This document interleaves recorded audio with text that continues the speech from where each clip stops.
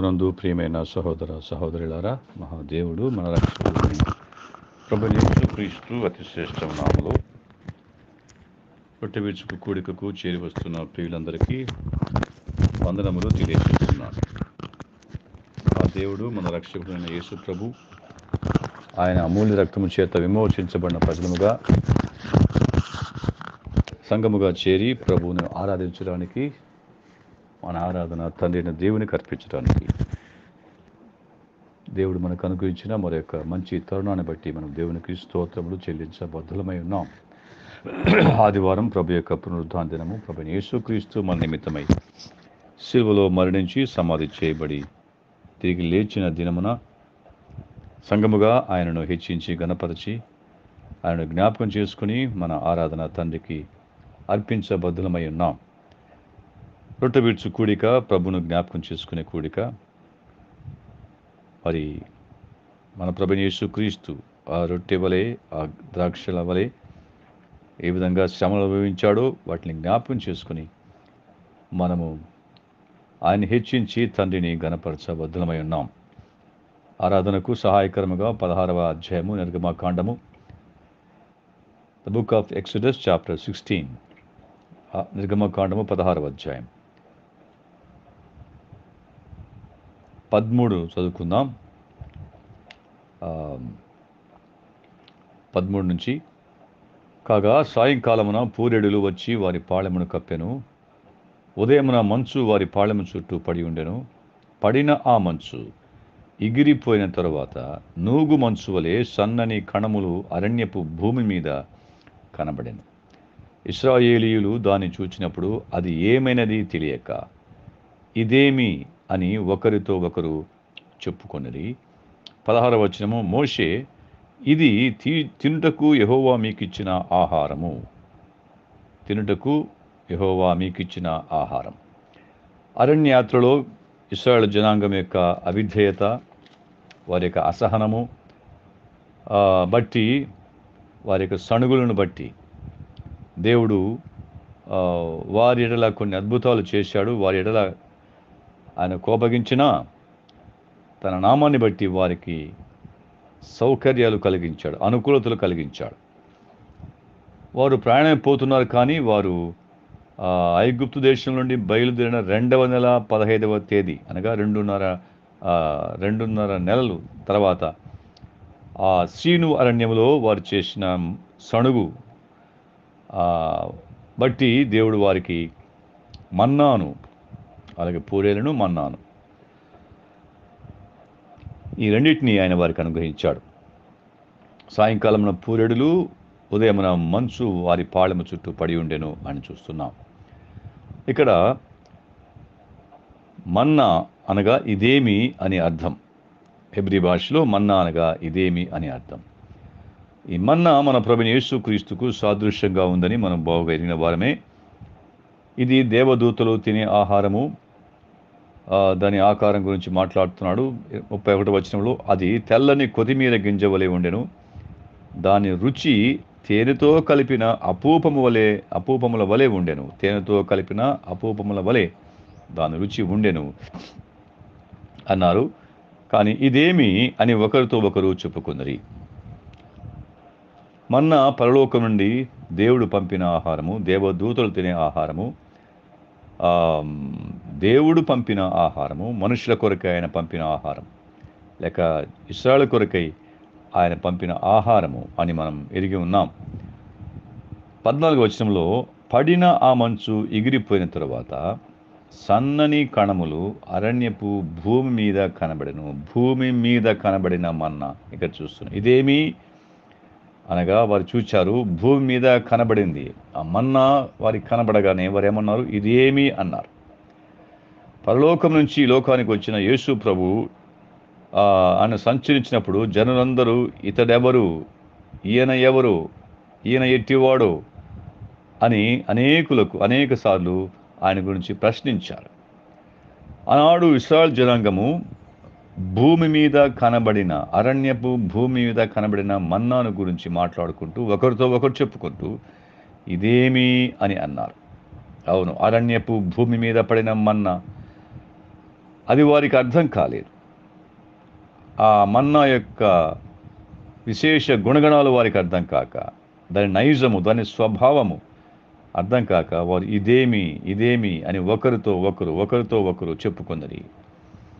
అలాగుననే మన ప్రభువైన యేసుక్రీస్తు ఈ లోకములో పరలోకం నుంచి భూమి మీద కనబడినప్పుడు, ఆయన ప్రత్యక్షమైనప్పుడు, ఆయన ఈ లోకంలో జన్మించినప్పుడు, జీవించినప్పుడు, చివరకు ఆయన మరణించి సమాధి చేయబడి తిరిగి లేచినప్పుడు కూడా ఈయన ఎవరు అనేక సార్లు వారు ప్రశ్నించుకున్నారు. యేసు ప్రభుని గురించి కొన్ని సందర్భాలలో వారు ఏమని ప్రశ్నించారో చూద్దాం. మత్తయి సువార్త 8వ అధ్యాయం, the book of Matthew chapter 8:27. ఆ దోణిలో తుఫాను లేచినప్పుడు సముద్రం మీద అలల చేత కొట్టబడగా కప్పబడగా వారు ఆయన ఆ సముద్రమును గద్దింపగా మిక్కిలి నిమ్మళమాయెను. 27వ వచనంలో మాథ్యూ చాప్టర్ 8:27, ఆ మనుష్యులు ఆశ్చర్యపడి ఈయన ఎట్టివాడో అనుకున్నారు. ప్రభు చేసిన అద్భుత కార్యాన్ని చూచి ఆయన గురించి వారు ఏమనుకున్నారు? ఈయన ఎట్టివాడో అనుకున్నారు. అనవాడు మన్నాను చూచి ఇదేమి అని చెప్పుకున్నవారు ఇక్కడ ప్రభు చేసిన గొప్ప అద్భుత కార్యాన్ని చూచి ఈయన ఎట్టివాడో అని వారు ఒకరినొకరు చెప్పుకున్నారు. లూకా సువార్తలో కూడా ఇదే సందర్భంలో అక్కడ మార్కు సువార్త 4:41 కూడా ఈ సందర్భంలోనే వారు వెల్లడిపరిచిన సందేహం చూడండి. 4:41లో వారు మిక్కిలి భయపడి, the book of marks gospel chapter 4:41, వారు మిక్కిలి భయపడి ఈయన ఎవరో గాలియు సముద్రమును ఈయనకు లోబడుచున్నవని ఒకరితో ఒకడు చెప్పుకొనిరి. పరలోకం నుండి దేవుడు పంపిన ఈ భూమి మీద పడిన మన్నాను గురించి వారు ఇది ఏమి అని ప్రశ్నించారు. పరలోకం నుంచి తండ్రి పంపిన కుమారుడైన యేసుక్రీస్తు ఈ లోకంలో జన్మించినప్పుడు, ఈ లోకంలో జీవించినప్పుడు ఆయన గురించి ఈయన ఎవరో గాలియు సముద్రమును ఈయనకు లోబడుచున్నవని ఒకరితో ఒకడు చెప్పుకొనిరి అని చూస్తున్నాం. అలాగే లూకా సువార్తలో కూడా ఇదే సందర్భాన్ని చెప్తున్నాడు. లూకా సువార్త 8వ అధ్యాయము 25వ వచనం. లూకా సువార్త 8:25లో, అప్పుడు ఆయన మీ విశ్వాసం ఎక్కడ అని వారితో అనెను. అయితే వారు భయపడి ఈయన గాలికిని నీళ్లకును ఆజ్ఞాపింపగా అవి లోబడుచున్నవే, ఈయన ఎవరో అని ఒకరితో ఒకడు చెప్పుకొని ఆశ్చర్యపడిరి. అవును, యేసు ప్రభు ఆయన చేసిన అద్భుత కార్యములను చూచి వారు ఒకరితో ఒకరు చెప్పుకొని ఆశ్చర్యపడిరి. ఆనాడు ఇశ్రాయేలు జనాంగానికి అరణ్యములో పరలోకం నుండి భూమి మీద పడిన మన్నా వారికి ఆశ్చర్యాన్ని కలిగించింది. వారు మునిపెన్నడి చూడని ఆహారం, మునిపెన్నడు రుచి చూడని ఆహారము. అటువంటి ఆహారము పరలోకం నుండి దేవదూతలు తినే ఆహారము ఆ భూమి మీద పడగా వారు చూచి ఇదేమి అని ఒకరితో ఒకడు చెప్పుకున్నారు.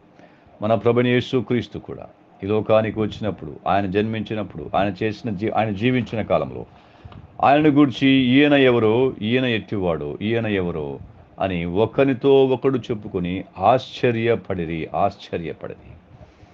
మన్నా వారిని ఆశ్చర్యపరిచింది. మన ప్రభువైన యేసుక్రీస్తు లోకమంతటిని ఆశ్చర్యపరిచినవాడు. ఈయన ఎవరో ఆయన దైవత్వ, మానవత్వ లక్షణాలను, నిత్యత్వ లక్షణాలను వారు గమనించినప్పుడు ఈయన ఎట్టివాడో అని ఒకరితో ఒకడు చెప్పుకుంది. లూకా సువార్తలో ఈయన ఎవరో భక్తుడైన సిమెయోను వర్ణిస్తున్నాడు. ఈయన ఎట్టివాడు. లూకా సువార్త 2వ అధ్యాయంలో 28వ వచనం చూస్తే, యేసును దేవాలయంలో తీసుకుని వచ్చినప్పుడు అతడు అనగా సిమెయోను ఆ భక్తుడు అతడు తన చేతులలో ఆయనను ఎత్తుకుని దేవుని స్తుతించుచు, నాథా, ఇప్పుడు నీ మాట చొప్పున సమాధానంతో నీ దాసుని పోనిచ్చున్నావు అని అంటూ, అన్యజనులకు నిన్ను బయలుపరచుటకు వెలుగుగాను నీ ప్రజలైన ఇశ్రాయేలుకు మహిమగాను నీవు సకల ప్రజల ఎదుట సిద్ధపరిచిన నీ రక్షణ నేను కన్నులారా చూచి తిని అన్నాడు. ఈయన ఎవరు ఈయన ఎవరు అనగా మొట్టమొదటిగా సుమయోను ఆయన గురించి మాట్లాడుతూ అంతకుముందు దూతలు చెప్పారు, ఇదిగో దావీదు పట్టమందు నేడు రక్షకుడు మీ కొరకు పుట్టిన ఈయన ప్రభువైన క్రీస్తు. 2వ అధ్యాయము లూకా సువార్త 2:11 ఈయన ఎవరో దూతలు అక్కడ ఆ యొక్క గొర్రెల కాపరులకు చెప్తున్నారు.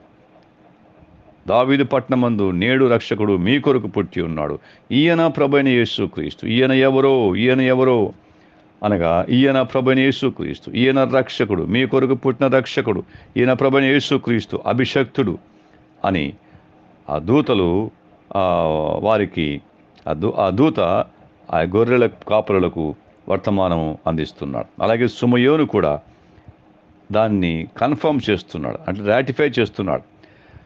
ఏమని?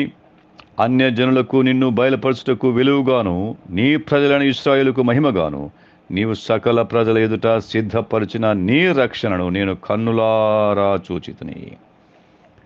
ఆ దూత గొర్రెల కాపరులకు ఏమి చెప్పాడో అదే మాటను ఇక్కడ దాన్ని స్థిరపరుస్తున్నాడు సుమయోను. రక్షణ, నీవు సిద్ధపరచిన రక్షణ. ఈయన ఎవరు? ఆ కన్య గర్భంలో పుట్టిన ఆ శిశువు ఎవరు? ఆయన ఎవరు? ఈయన ఎట్టివాడు అని అనగా దానికి సమాధానము ఆ దూత చెప్పాడు. సుమయోను కూడా ఆ మాట ధృవీకరిస్తున్నాడు. అన్యజనులకు నిన్ను బయలుపరచుటకు వెలుగుగా అన్నాడు. వెలుగుగా చీకట్లో ఉన్న అన్యజనులు నిజమైన దేవుని ఎరుగక అంధకారంలో ఉన్న మనుషులకు వెలుగుగా నిజమైన దేవుడిని తెలియపరచువాడుగా పరలోకమును దిగి వచ్చిన మనుష్య కుమారుడే ఆయన తిరిగి పరలోకానికి వెళ్ళాడు. ఆయనే వచ్చి మన దేవుడు అనగా ఎవరు లోకానికి బయలుపరిచాడు. వెలుగుగాను నీ ప్రజలని ఇశ్రాయేలుకు మహిమగాను ఉన్నాడు. వారు ఇశ్రాయేలు మహిమ పోగొట్టుకున్నారు. రాజుల కాలంలో వారు పాపం చేసి చివరిగా 70 ఏండ్ల చెరకు వెళ్ళిపోయారు. వారు మహిమను కోల్పోయారు. ది లాస్ట్ దర్ గ్లోరీ ఈకబోదు అన్నట్లుగా. అలాగైతే యేసు ప్రభు ఎవరంటే అన్యజనులకు వెలుగుగాను తన ప్రజల ఇశ్రాయేలుకు మహిమగాను ఉన్నాడు అని చెప్తున్నాడు. అలాగే నీవు సకల ప్రజల ఎదుట సిద్ధపరిచిన నీ రక్షణ దై సాల్వేషన్, గాడ్స్ సాల్వేషన్.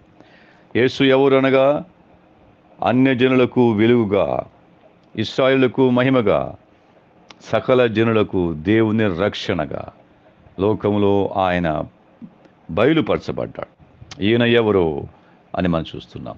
అలాగే యోహాను సువార్త 1వ అధ్యాయంలో 14వ వచనం, జాన్స్ గాస్పెల్ చాప్టర్ 1 వర్స్ 15 14, 15 రెండు ఉన్నాయి, చూద్దాం. యోహాను సువార్త 1:14-15 ఆ వాక్యము శరీరధారి అయి కృపాసత్య సంపూర్ణుడుగా మన మధ్య నివసించెను. తండ్రి వలన కలిగిన అద్వితీయ కుమారుని మహిమ వలె మనము ఆయన మహిమను కనుగొంటిమి. అలాగే అంటున్నాడు 15వ వచనంలో, యోహాను ఆయనను గూర్చి సాక్ష్యమిచ్చు, నా వెనుక వచ్చువాడు నాకంటే ప్రముఖుడు గనుక ఆయన నాకంటే ముందటివాడు ఆయననియు నేను చెప్పినవాడు ఈయనే అనియు ఎలుగెత్తి చెప్పాను. నేను చెప్పినవాడు ఈయనే, ఈయన ప్రముఖుడు, ఆదిమందు వాక్యము లేక నాకంటే ప్రముఖుడు, నాకంటే ముందటివాడు అని యోహాను అక్కడ మాట్లాడుతున్నాడు. ఈయనే చెప్పినవాడు, ఈయనే క్రీస్తు. ఈయన ఎవరు? నాకంటే ప్రముఖుడు, నాకంటే ముందటివాడు. 29వ వచనంలో యోహాను సువార్త 29లో 30వ వచనంలో, మరునాడు యోహాను అనగా బాప్తిస్మమిచ్చే యోహాను యేసు తన యొద్దకు రాగా చూచి, ఇదిగో లోక పాపమును మోసుకుని పోవు దేవుని గొర్రె పిల్ల. ఈయన ఎవరు? ఇదేమి? జనులందరూ యేసు ప్రభుని చూస్తున్నారు, బాప్తిస్మమిచ్చే యోహాను ప్రభు వైపు చూపిస్తూ. ఈయన ఎవరనగా లోక పాపమును మోసుకుని పోవు దేవుని గొర్రె పిల్ల అని లోకానికి ఆయన పరిచయం చేస్తున్నాడు. లోకం ఆయన చూచి ఆశ్చర్యపడుతుంది. ఆయన చూచి ప్రభుని చూపిస్తూ, ఈయన లోక పాపమును మోసుకొని పోవు దేవుని గొర్రె పిల్ల ఆయనే. అలాగే ఇక్కడ చెప్తున్నాడు కదా 30వ వచనంలో, నా వెనుక ఒక మనుషుడు వచ్చుతున్నాడు, ఆయన నాకంటే ప్రముఖుడు, నాకంటే ముందటి వాడాయనని నేను ఎవరిని గూర్చి చెప్పితునో ఆయనే ఈయన. నాకంటే ప్రముఖుడు, నాకంటే ముందటి వాడు, నాకంటే గొప్పవాడు అని ఎవరిని గురించి చెప్పానో ఆయనే ఈయన అన్నాడు. ఈయన ఎవరు? ఇదేమి? ఈయన ఎవరు అనగా నాకంటే ప్రముఖుడు, నాకంటే ముందటివాడు, లోక పాపను మోసుకుని పోవు దేవుని గొర్రెపిల్ల అని బాప్తిస్మిచ్చి యోహాను సాక్ష్యం ఇచ్చాడు. లూకాసు సువార్త 24వ అధ్యాయంలో, లూకాసు సువార్త 24:21లో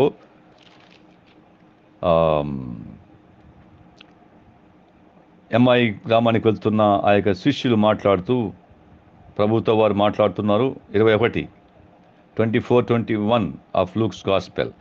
ఇశ్రాయేలును విమోచింపబడువాడు ఈయనే అని మేము నిరీక్షించి ఉంటిమి. ఈయనెవరు? ఇశ్రాయేలును విమోచింపబడువాడు ఈయనే అని మేము నిరీక్షించుంటిమి అని వారు భావించారు. అనగా వారు అక్షరార్థంగా రాజ్యాన్ని స్థాపిస్తాడనుకున్నాడు. కానీ అక్కడ ఇశ్రాయేలుకు ఆయన మహిమగా ఉంటాడు నిజమే, అయితే సకల జనులకు ఆయన రక్షణగా ఉండువాడు అని చెప్తున్నాం. అన్యులకు కానీ ఇశ్రాయేలులకు కానీ విమోచకుడు మన ప్రభువైన యేసుక్రీస్తు. He is the redeemer of both the juice and the Gentiles. యూదులకు అన్యులకు ఈయన విమోచకుడు, విమోచింపబడువాడు ఈయనే అని జ్ఞాపకం చేసుకుంటున్నాం. అక్కడ చెప్తున్నారు వారు. యోహాను సువార్త 4వ అధ్యాయంలో 29వ వచనంలో 4:29లో సమరయ స్త్రీ ఆమె ప్రభుని గురించి మాట్లాడుతూ 29లో మీరు వచ్చి నేను చేసినవన్నీ నాతో చెప్పిన మనిషిని చూడుడి, ఈయన క్రీస్తు కాడా? ఈయన ఎవరో ఇది ఏమి అని ప్రశ్నించినప్పుడు ప్రభుని గురించిన సమాధానం, ఒక పాపాత్మురాలైన స్త్రీ లేక పాపములో ఉండి పశ్చాత్తాపడి మారుమనసు పొంది రక్షించబడిన స్త్రీ ఇస్తున్న సాక్ష్యము, ఈయన క్రీస్తు కాడా? ఈయన ఎవరు? ఇదేమి? ఈయన క్రీస్తు కాడా? అవును, ఈయన శరీరధారి అయి కృపాసత్య సంపూర్ణంగా మన మధ్య నివసించిన వాడు మన ప్రభువైన యేసుక్రీస్తు. ఈయన నాకంటే ప్రముఖుడు, నాకంటే ముందటి వాడు అని బాప్తిస్మిచ్చి యోహాను సెలవిచ్చాడు. ఈయన లోక పాపమును మోసుకుని పోవు దేవుని గొర్రెపిల్ల అని అన్నాడు. నేను ఎవరిని గురించి అయితే చెప్పానో నాకంటే ప్రముఖుడని, నాకంటే ముందటి వాడని, ఆయన్నే ఈయన అని మనం చూస్తున్నాం. అలాగే సుమయోను చెప్పిన సాక్ష్యము, అన్ని జనులకు వెలుగుగాను, అలాగే ఇశ్రాయేలు జనాంగానికి మహిమగాను, సకల జనుల ఎదుట సిద్ధపరిచిన రక్షణగాను ఆయన ఈ లోకంలోనికి బయలుపరచబడ్డాడు. ఆయనే ఈయన ఎవరో క్రీస్తుని గురించి లేఖనాలు తేటగా చెప్తున్నాయి. అలాగే యోహాను సువార్త 7వ అధ్యాయం, the book of John chapter 7 verse 41, 7వ అధ్యాయము 41వ వచనంలో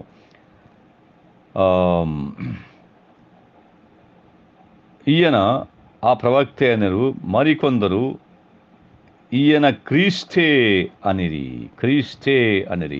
క్రీస్తు అనగా అభిషక్తుడు అని అర్థం.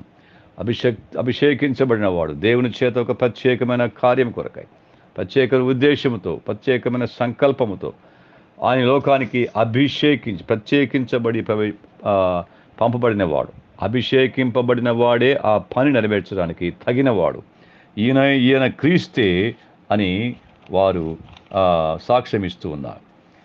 ఈ ప్రభువైన యేసుక్రీస్తు ఈయన ఎవరు? ఇదేమి అన్నప్పుడు అనేక సమాధానాలు, ఆయన గురించిన వివరాలు, ఆయన గురించిన విశేషణాలు దేవుని లేఖన భాగాల్లో మనం చూస్తున్నాం. అపోస్తల కార్యములు 2వ అధ్యాయంలో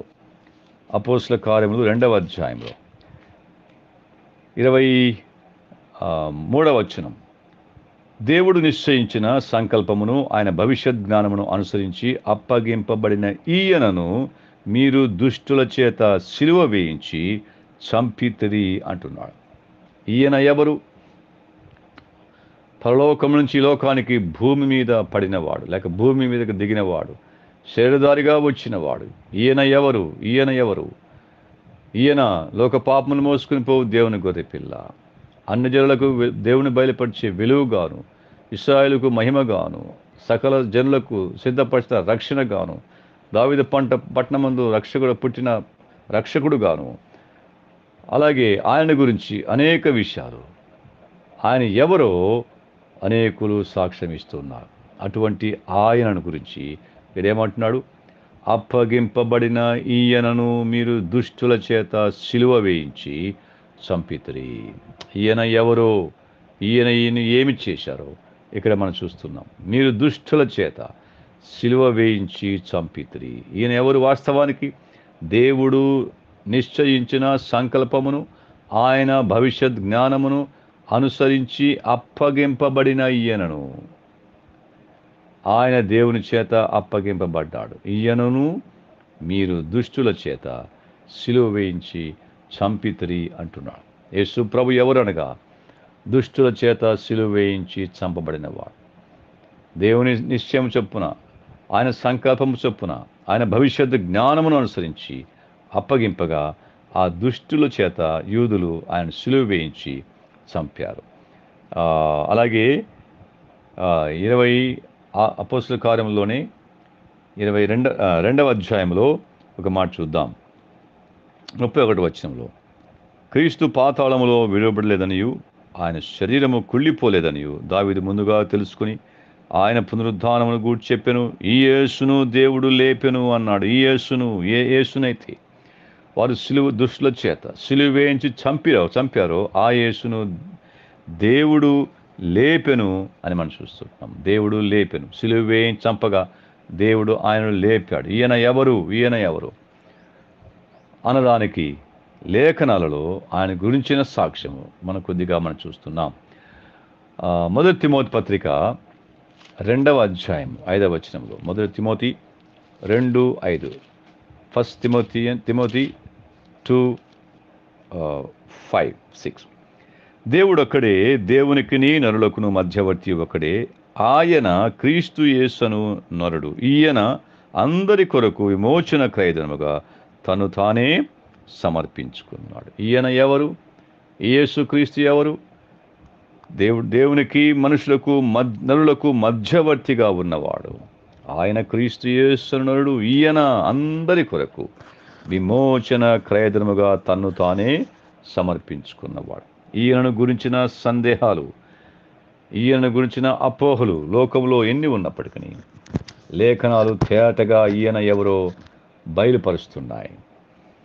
ఈయన అందరి కొరకు విమోచన క్రయధనముగా తను తాను సమర్పించుకున్నాడు. ఉదయకాలం రొట్టె విడిచి కూడికలో సంఘముగా చేరి వచ్చిన మనము ఈయన ఎవరు, ఇదేమి, అక్కడ ఉన్న ఆ యొక్క గుర్తులు, ఆ ఎంబ్లమ్స్, ఆ వస్తువులు ఏమిటి, ఆ రొట్టె, ఆ పాత్ర ఏమిటి, ఈయన ఎవరు అనగా అందరి కొరకు విమోచన క్రయధనముగా తను తానే సమర్పించుకున్నవాడు మన ప్రభువైన యేసుక్రీస్తు అనే విషయాన్ని మనం జ్ఞాపకం చేసుకోవాలి. తద్వారా మన తండ్రి దేవునికి మన ఆరాధన మనం అర్పించబద్ధులమై ఉన్నాం.